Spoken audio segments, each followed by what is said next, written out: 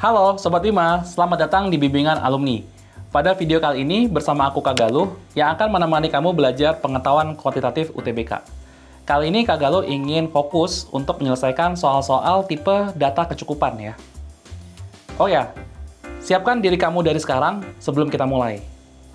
Gimana, sudah siap? Mari kita mulai ke soal yang pertama.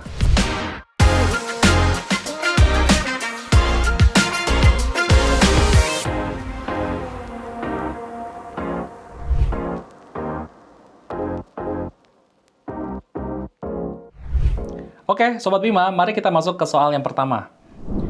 Apakah grafik fungsi kuadrat fx sama dengan ax kuadrat plus bx plus c dengan a tidak boleh sama dengan 0 menyinggung sumbu x? Nah, itu ya. Atau puncak ada di sumbu x. Oke, Sobat Bima, kalau kita ketemu kasus seperti ini, kita harus ngerti nih, ada 6 kondisi ya yang harus kita kuasain. Jadi, pertama adalah kondisi kalau kurvanya kayak gini. Memotong ya. Terus ada kondisi juga menyinggung. Lalu ada kondisi tidak berpotongan maupun tidak bersinggungan. Oke. Jadi kita lihat ya di dalam struktur fx sama dengan ax kuadrat plus bx plus c ini yang bertanggung jawab untuk menentukan apakah dia huruf u atau huruf n ya. Itu siapa sih? Pelakunya adalah si a. Ini dia. Dia menentukan apakah bentuknya senyum atau marah gitu. Kalau senyum, maka syaratnya nilai A-nya harus lebih dari 0. Tapi kalau cemberut atau marah, itu A-nya kurang dari 0 ya. Jadi ini A-nya positif semua pasti. Nah, untuk yang berikutnya, yang begini misalkan, ada tipe yang gini, gini, atau gini. Gitu ya. Ini pasti nilai A-nya negatif. Oke. A-nya negatif. A-nya negatif. A-nya negatif. Oke? Oke, sekarang kita udah mulai tahu ya, siapa yang menentukan berpotongan, bersinggungan, dan tidak berpotongan maupun tidak bersinggungan. Itu adalah diskriminan namanya. Yang bertanggung jawab itu adalah diskriminan. Diskriminan itu rumusnya adalah B kuadrat min 4AC ya. Nah, kalau misalkan dia berpotongan di 2 titik, coba deh, kan kita tahu ya bahwa X1 itu di sini kan. X2 itu di sini kan. Ya nggak? Akar-akarnya tuh. Kita bisa menggunakan rumus kuadrat nih untuk mencari X1 dan X2. Rumusnya adalah ini kan. Masih ingat nggak? Oke. Nah, jika D-nya itu, dia harus positif. Dia harus positif dan tidak boleh 0 ya. Tidak boleh 0 dan akan menciptakan nilai X1 beda sama X2. Gitu ya. Jadi syarat di sini adalah nilai D-nya lebih dari 0. Nah, ketika nilai D-nya sama dengan 0, ini nggak ada gunanya plus sama minus kan. Min B plus 0 dengan min B minus 0 itu sama aja kan. Jadi X1 nilainya sama dengan X2. Kalau D-nya 0, nah itu terjadi saat di sini. Oke. Begitu ketika D-nya kurang dari 0, maka kan akar nggak boleh negatif ya. Kalau sekalinya akar itu negatif, maka nilai X-nya bakal imajiner. Jadi kita ambil D kurang dari 0 terjadi pada saat kondisinya tidak berpotongan dengan sumbu X. Oke? Jadi udah jelas ya syarat-syarat dari nilai D dan nilai A-nya. Oke. Sekarang puncak ada di sumbu X. Berarti tipe yang ini dong. Oke. Syaratnya itu D-nya harus sama dengan 0. Dan ketika pernyataan 1 bilang bahwa B kuadrat min 4AC-nya sama dengan 0, artinya itu adalah D. Berarti dia sudah cukup. Wah, udah jelas nih. Oke. Jadi pernyataan satu saja cukup untuk menjawab pertanyaan. Sekarang pernyataan 2. Fx dapat dinyatakan dalam bentuk seperti ini. Nah, ini kuadratik ya. Oke, jadi nilai X yang didapat dari sini itu kan sebenarnya adalah X sama dengan, yang X sama dengan 0 gitu ya. Akar-akarnya adalah min Q per P, ya kan? Dan hanya 1. Ya nggak? Kalau misalkan fx itu dapat dinyatakan dalam bentuk begini, berarti fx sama dengan 0 itu terjadi pada saat x-nya hanya di min Q per P. Nggak ada lagi yang lain. Artinya, itu situasi mirip seperti ini dong. Akarnya hanya di satu titik. Yang artinya itu bersinggungan. Berarti hanya pernyataan 2 saja sudah cukup untuk menjawab pertanyaan. Oke? Jadi di soal ini jawabannya adalah D ya. Pernyataan 1 saja cukup untuk menjawab pertanyaan dan pernyataan 2 saja cukup. Seperti itu.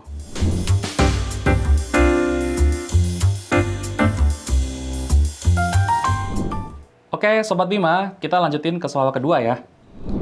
Sebuah kerucut memiliki jari-jari R dan tinggi T. Ya, kebayang nggak nih? Kerucut dulu dong, kita gambar ya. Kerucut tuh kayak gini, kira-kira. Ya, kalau nggak bagus, dibagus-bagusin aja. Jari-jari itu adalah ini, R, T itu ini. Ya, ini dari puncak sih. Ya, gitulah. Oke. Apakah luas permukaan minimum balok atau box tertutup yang dapat memuat kerucut tersebut lebih besar dari 200 satuan luas? Coba kita baca pelan-pelan lagi ya. Apakah luas permukaan minimum balok tertutup yang dapat memuat kerucut tersebut lebih dari 200 satuan luas? Jadi kayaknya nih kita mau masukkan ke dalam box begitu.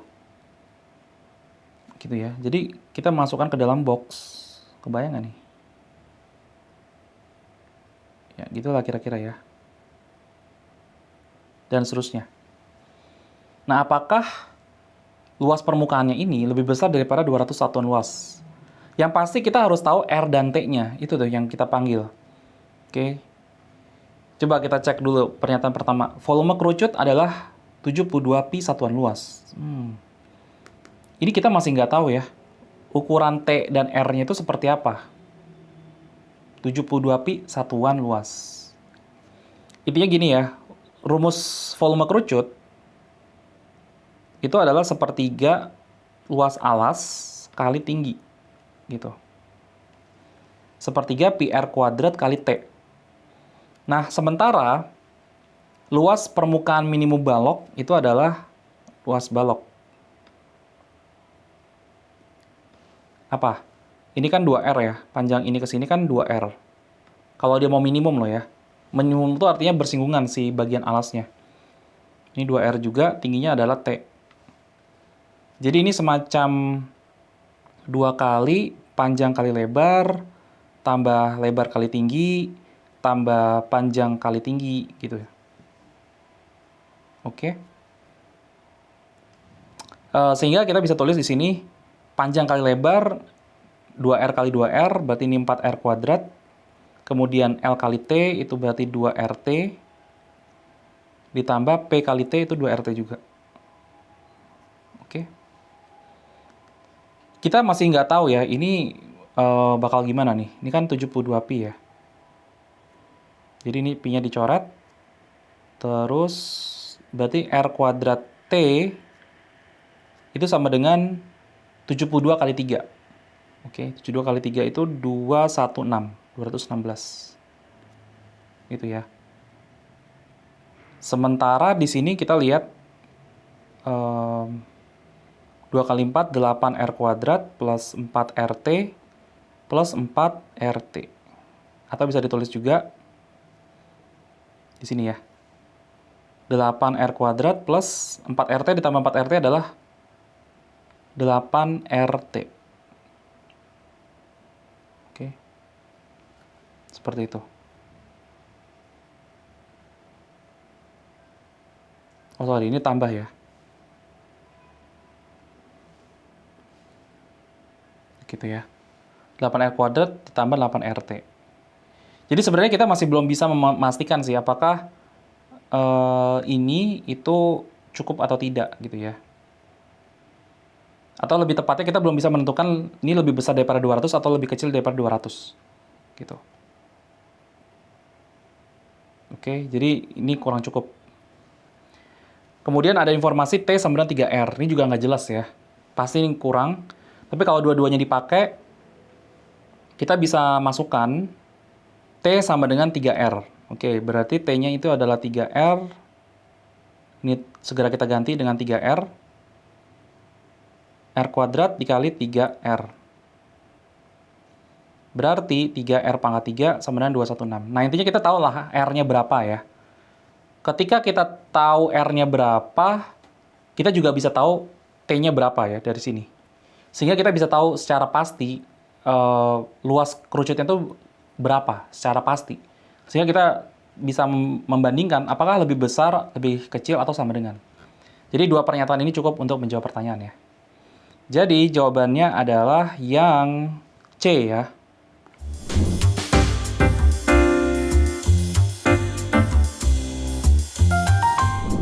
Oke, Sobat Bima, mari kita masuk ke soal yang ketiga ya.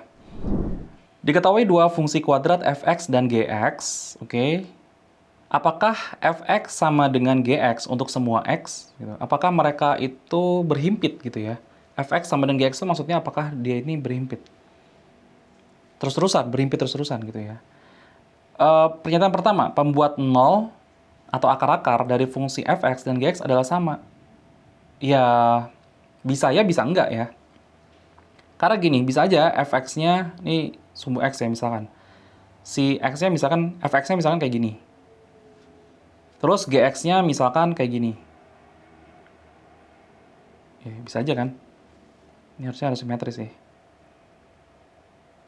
Nah, bisa aja. Ini artinya tidak sama ya. Tapi bisa juga sama kalau seandainya itemnya kayak gini. Set. Ya, benar-benar bertindih gitu ya. Jadi akar-akarnya sama. Bisa aja. Jadi belum cukup ya untuk menjawab pertanyaan. Oke. Sekarang kita cek yang bagian 2, nilai optimum atau nilai maksimum atau minimum dari fungsi f(x) sama dengan nilai optimum fungsi gx. Ini juga sama ya. Tidak membantu untuk menjawab pertanyaan. Kenapa? Coba kita lihat ya. Karena bisa sama, bisa enggak. Sama tuh contohnya gini. Gini. Terus gini. Gitu lah ya. Ini puncaknya sama di sini. Oke? Atau bisa juga memang benar-benar plek-plekan sama gitu ya. Gitu. Oke? Jadi ini nggak bisa.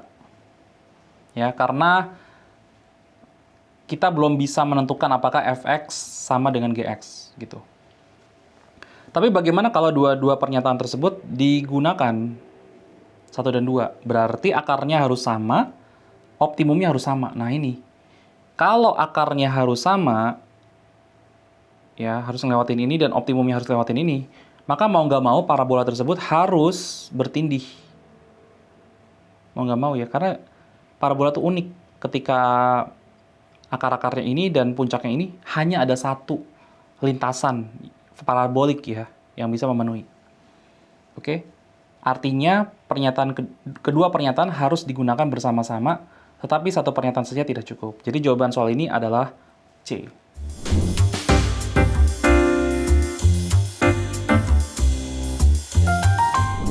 Oke, Sobat Bima, kita lanjut ke soal nomor 4 ya. Sebuah titik dipilih secara acak di dalam sebuah persegi panjang yang memiliki keliling 40 cm. Jadi kita bisa bayangkan ada keliling persegi panjang, atau ada persegi panjang dengan keliling 40 cm. Kita masih nggak tahu panjangnya berapa, lebarnya berapa secara pasti ya. Tapi yang jelas, kelilingnya 40 cm. Di dalam persegi panjang tersebut terdapat sebuah lingkaran. Lingkaran L. Kita sebut aja lingkaran L-nya, masih nggak tahu di mana posisinya. Jari-jari juga nggak tahu. Ya kira-kira seperti ini. Berapakah peluang titik tersebut berada di dalam daerah lingkaran L? Jadi titik itu akan dipilih secara acak di dalam sebuah persegi panjang. Jadi kalau kayak gini, ini namanya peluang geometris ya. Jadi peluang itu rumusnya adalah, ini kan peluang titik berada di dalam daerah lingkaran.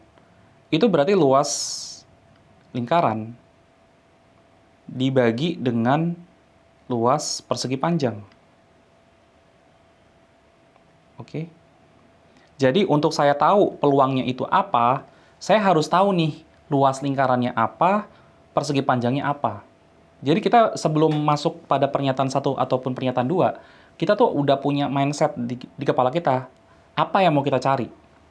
Oke. Sekarang kita coba pernyataan 1 dulu. Luas persegi panjang tersebut adalah 96. Oke. Berarti tahu dong ini. Tapi bagaimana luas lingkarannya? Nah itu yang masih belum jelas. Karena belum jelas, maka kita belum bisa menjawab dengan pernyataan 1 saja. Oke, sekarang kita masuk ke pernyataan 2. Lingkaran L memiliki luas maksimum yang mungkin dapat dimuat di dalam persegi panjang tersebut. Luas maksimum yang mungkin dapat dimuat di dalam persegi panjang tersebut. Nah, sekarang gimana nih logikanya? Masalahnya, persegi panjangnya itu sendiri masih nggak jelas gitu. Katakanlah dia begini ukurannya ya. Nah, berarti kan lingkarannya harus menyinggung. Harus menyinggung. Bentar ya. Kayak gini misalkan ya. Nah, kayak gitu. Ada yang menyinggung. Lagi-lagi, masalahnya kita nggak tahu juga panjang ininya berapa. Karena apa? Karena kita nggak tahu juga ini berapa. Oke? Jadi nggak jelas juga dengan pernyataan 2 saja. Bagaimana kalau dua-duanya dipakai? Oke? Jadi keliling 40, luas persegi panjang 96. Nah, ini menarik nih. Ini harusnya dia udah pasti ini. Coba kita periksa ya. Apa rumus keliling? Rumus keliling adalah 2 kali panjang tambah lebar. Oke. Berarti panjang tambah lebarnya adalah 20. Kemudian luas persegi panjang tersebut adalah 96. Oke. Luas itu didapat dari panjang kali lebar ya. Panjang kali lebar dan itu harus 96. Nah, coba kita terka-terka aja apa dua bilangan yang kalau dijumlahkan 20, tapi kalau dikalikan 96. Yaitu apa? Coba, kita ada beberapa opsi ya di sini ya. 20 itu bisa dibangun dari 16 kali 4, tapi kalau perkaliannya 64 ya. Kemudian 15, 5, ini 75, 14, 6. Bagaimana dengan ini? Akhirannya 24 sih ya. Kemudian 13, 5, itu 165. Oke? Nggak ada yang dapat 96. Oke, kayaknya ini bilangannya bukan bulat ya. Karena 15 kali 5, 75. 16 kali 4. 6 kali 4, 24. 64 ya di sini ya. 14 kali 6, 84. Kemudian 13 kali 8, sorry. 13 kali 7 ya, sorry. 13 kali 7. Berapa? 91. Nah, ini mendekati ya. 12 kali 8. Nah, ini baru kita dapat 96. Oke, berarti 12 dan 8. Jadi kita udah tahu exactly ini 12, ini 8. Kemudian dengan pernyataan kedua, kita tahu luas maksimum, berarti gini ya. Nah, kalau begitu, berarti kita tahu dong jari-jarinya adalah setengah dari 8, yaitu 4. Udah, berarti luas persegi panjangnya kita tahu, luas lingkaran juga kita tahu, karena kita tahu jari-jarinya. Oke? Berarti soal ini jawabannya harus menggunakan 2 pernyataan sekaligus ya. Jadi jawabannya adalah C.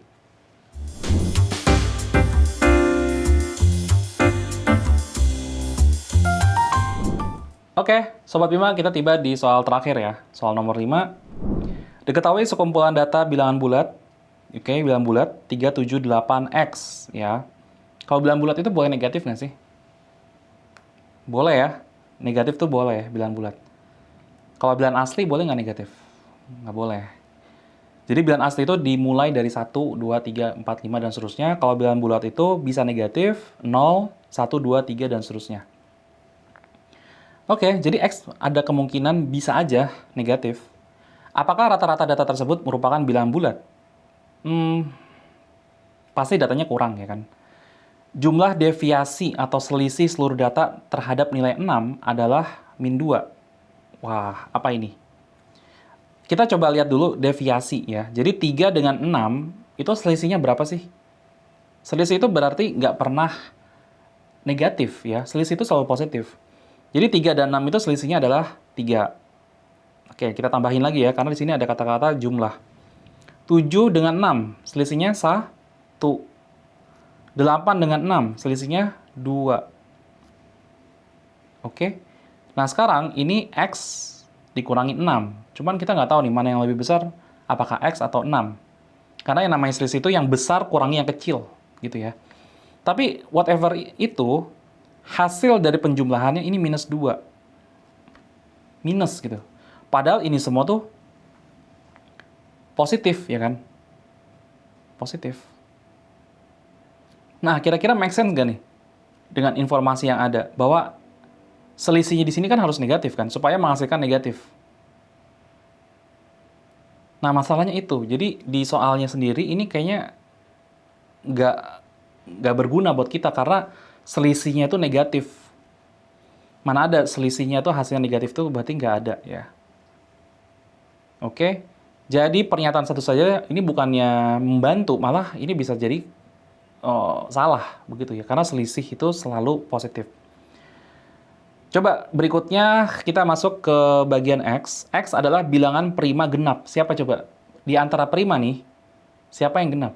Cuma ada satu, yaitu 2. Oke? Nah, kalau X-nya itu 2, kita itu udah pasti bisa menentukan rata-ratanya. Secara pasti. Satu angka nih, nilai rata-ratanya. Nah, kalau kita dapat satu angka nilai rata-rata, itu kita bisa menilai ini bulat atau bukan. Gitu kan? Jadi tanpa kita hitung rata-ratanya, kita udah bisa menjawab soal ini dengan cepat. Ingat ya, UTBK itu bisa dapat nilai bagus, nilai tinggi, kalau kita banyak soal benar yang kita selesaikan. Jadi waktunya harus banyak kerjain soal. Jadi soal ini jawabannya pernyataan 2 saja cukup ya. Oke, jadi 1 saja tidak cukup, pernyataan 2 saja cukup. Jadi jawabannya adalah yang B.